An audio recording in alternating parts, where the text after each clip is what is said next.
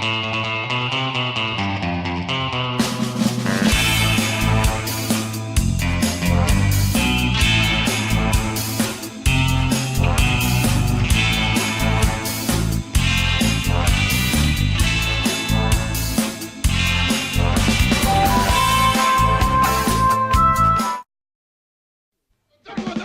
Capuletti is just a regular guy. He loves his family, with a few exceptions.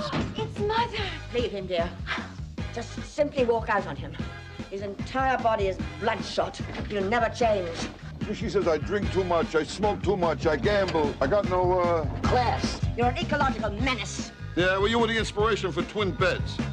He respects his friends, as much as they deserve. Sweetheart, watch out for this guy. He'll buy you a bottle of beer and squeeze the schlitz out of you, know? He's proud of his daughter. So hung up on you. Yeah, good idea. I'll see you in church. She's getting married Sure, it's a good idea. over his dead body. She's beautiful. Yeah. Who's there with her? Can I call you Dad? And he enjoys his job, Okay, hold it there. even if it kills him. We gotta stay still. We want to get a good picture. He was cruising down the highway of life when his luck took a turn for the better. To my beloved daughter, Rose, I bequeath $10 million if her husband, Monty, can reform himself in 1 year. You could do that standing on your head. But the road to riches is nobody's freeway. No smoking. No philandering. Hey. You ain't worth 10 million. 5 million, maybe. No gambling. Hey, Monty, pick around for 100. No alcohol. No drugs. I'm sorry. It was an emergency. And you must weigh not more than 175 pounds. Yeah, thanks to jogging more people than ever are dropping dead in perfect health. It's easy money. Remember, we'll be watching you. Will Rodney Dangerfield shape up or crack up? With $10 million hanging in the balance, there's no such thing Hey, one up here. Check my oil. as easy money.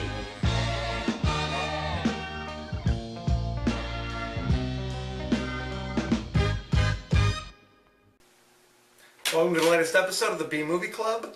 I'm your host, Kevin.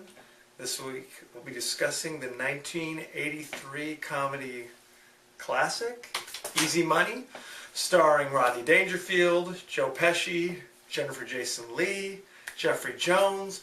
The list goes on and on. For those of you joining us for the first time, we're kind of like a book club, I guess, without the reading. Each week I will post online what movie we'll be doing, and you can go on to Netflix or into your own personal video library, watch the movie, and let me know what you think, okay? You can reach me through our page on Facebook, the original B-Movie Club. Actually, without that, it's just original B-Movie Club. Also, you can subscribe to our page on YouTube, KD9575. Also, I'm on Twitter at KD9575 if you want to reach me immediately. Please like our page on Facebook, subscribe on YouTube, follow me on Twitter, write me a letter, you know what I'm saying? Send me flowers, rub my feet, whatever you want to do, I'm down. Anyway, don't forget to tell a friend, spread the word. Easy Money. In this movie, Rodney Dangerfield plays Monty Capuletti, who is like a photographer, but only seems to photograph like baby pictures, I guess. So there you go. Not a lot of money in that. He is kind of a unsavory character, if you will. He eats too much, he drinks too much, he smokes too much, of various things. He gambles too much. What can I tell you? He's Rodney, okay? Rodney in real life, I guess. He has this overbearing mother-in-law who runs a department store, who's super wealthy, and has always been a little disappointed that her only daughter married this kind of unsavory guy. So there you go.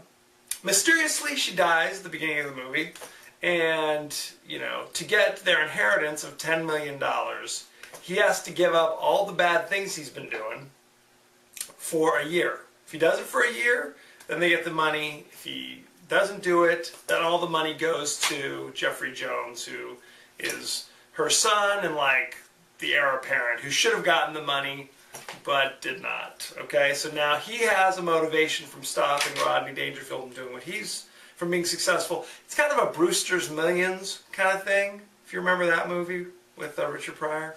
If you don't, I don't know what to say. Another little bizarre subplot is Monty Capuletti's oldest daughter.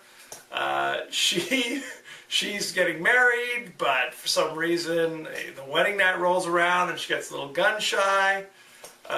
So even though they're married, she's staying at home, and her husband Julio is trying to win her back. Okay, there's a lot going on here. Okay, Easy Money. Rodney Dangerfield. This was the first movie that he was in where he was the star of the show, although he'd already done Caddyshack, and you could argue he was the star of the show then as well. Jennifer Jason Leigh, who you've seen in many things. She was in Single White Female and things like that. She also had just been in another movie a couple years prior. She was in Fast Times at Ridgemont High, so she had a few movies under her belt as well. Joe Pesci,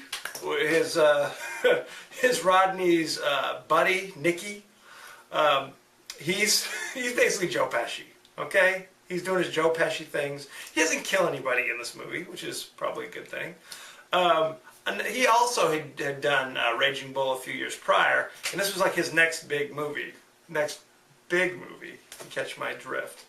The director, his name was James Signorelli, who really didn't do much after this. He directed like Elvira, Mistress of the Dark, that movie. And then has gone on to do some things for Saturday Night Live. So there you go. It's an all-star cast. Everybody's involved in this. Initially, Bill Murray was supposed to play a part of one of Rodney's other kind of unsavory buddies. But he dropped out. So they replaced him with somebody else. Okay? Which is what you do when somebody drops out. What else can I tell you about this one? Apropos of nothing, Monty Capuletti, if you're a fairly well-read individual, you will notice that name comes from the Montagues and the Capulets from Romeo and Juliet. I don't know why that's important. There's really no references to Romeo and Juliet. I guess maybe his daughter is Juliet and her husband is Romeo, although, again, it's a bizarre subplot that doesn't seem to really be connected to anything. It's funny because they walk a fine line here. Rodney Dangerfield is supposed to be kind of a lovable scamp until you break down the things that he's actually giving up. He's not just somebody, oh, I need to cut back on smoking or I need to cut back on drinking. He's basically an alcoholic. He's a drug addict, like a full-blown drug addict. There's one scene where he's like going through his medicine cabinet with his like 11-year-old daughter, pulling all the pills out, throwing it away. Like he's got like a stack of like joints that he's just pulling out. At one point, he's like at a baby's birthday party, taking pictures, trying to get the kids to smile with like a little bunny rabbit puppet, and like joints fall out of the bunny rabbit. Okay, this isn't just some guy who needs to cut back. You know what I'm saying? Do a couple sit-ups. This is like somebody who needs real professional help. He needs to be on like celebrity rehab or something. Not to mention that he's also kind of a womanizer, which everyone, up to this point, everyone's all like, oh, it's okay, he's a womanizer. It's okay, he does these things. He's mainlining heroin in the front room. That's all cool. He's Rodney Dangerfield. This is a movie that could really only be made in 1983, I guess. Because if you made it now, it would be like some twisted drama. You know, in the 90s, there were a lot of movies about, oh, I'm getting clean, and Michael Keaton is clean and sober, and all this other stuff. Back in '83, you could be a raging, womanizing drug addict, and it was kind of funny, I guess. Oh, we call that progress. Good times had by all. If you're watching closely, there's a point in this movie where Rodney's flipping through TV.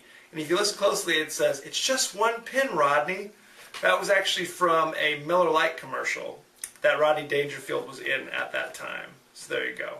You gotta be paying attention for these things. Overall, it's funny. I feel that Caddyshack is far superior. I'd even give Back to School maybe a little bit of a leg up on Rodney Dangerfield. You have to be a real fan of Rodney like I am, to fully appreciate Easy Money. Another bizarre thing, which I was watching, I haven't seen this movie in probably 15 years. Billy Joel sings the theme song to Easy Money.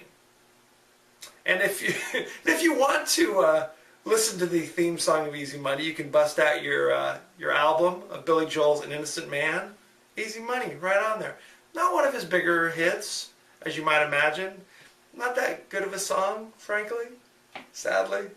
It is still streaming instantly on Netflix, so check it out if you haven't seen it. Or even if you have and you just want to watch it again, feel free. This movie currently holds a 43% rotten on Rotten Tomatoes. Very sad. Like I said, when it's funny, it's really funny. Other times, it's just kind of like, okay. You know, it's one of those kind of movies. Next week, I'm going back to kind of an action drama genre. We are doing Sylvester Stallone's Over the Top, the only movie that I'm aware of that mixes arm wrestling with a child custody case. There are a couple movies dealing with this very important theme, but this was obviously the best. It is streaming instantly on Netflix, so rush out, check it out. Send me your favorite scenes, favorite quotes, anything you want to say about Over the Top, and we'll talk about it on the show. You can reach me, as you know, on Facebook, Original B Movie Club. You can reach me on YouTube at KD9575, and please tweet me at KD9575 on Twitter. And don't forget to spread the word, won't you? As you know, I end every episode with a totally out of context quote, and here it is. You pollute the air with your smoking. You reek of alcohol and God knows what else. You're an ecological menace.